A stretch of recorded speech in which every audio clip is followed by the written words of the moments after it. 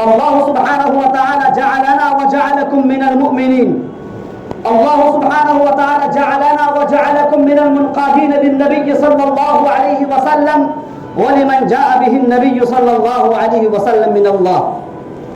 وإنه قد وعدنا في القرآن المجيد مرارا وتكرارا: وعد الله الذين آمنوا وعملوا الصالحات ليستخلفنهم في الأرض ولا تهنوا ولا تحزنوا وأنتم الأعلون إن كنتم مؤمنين.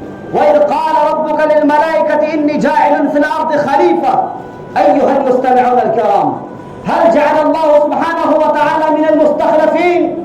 هل جعل الله سبحانه وتعالى قلوبنا لا تحزن، قلوبنا لا تخافوا؟ أينا من المستخلفين؟ نحن نحزن ونحن نخاف من الأعداء الذين يهدمون قلعتكم. نحن نخاف أولئك الأعداء الذين لا يزالون يستأصلون في جذورنا، أولئك الأعداء الذين لا يزالون يشنون عليكم ويحملون عليكم. أيها المستمعون الكرام، أين النصر من الله؟ وأين الغوث من الله؟ لماذا لا ينصرنا الله سبحانه وتعالى؟ لماذا لا ينزل الله سبحانه وتعالى علينا الرحمة؟ لأننا قد تركنا وأعرضنا عن الله وأعرضنا عن أولئك المسلمين الذين يستغيثون الله سبحانه وتعالى. نحن تركنا أولئك المسلمين الذين قد ذبحوا وقتلوا أمام أولادهم.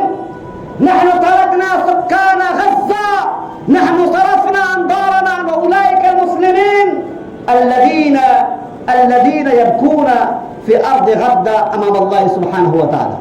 نحن تركنا أولئك المسلمين الذين قد هدمت بيوتهم، الذين قد قتلت أبناؤهم أمام أعينهم. أيها المستمعون الكرام، الله سبحانه وتعالى سيسألنا يوم القيامة، فعليكم أن تستعدوا وتعدوا أنفسكم. هل نحن قادرين على إجابة على هذا السؤال؟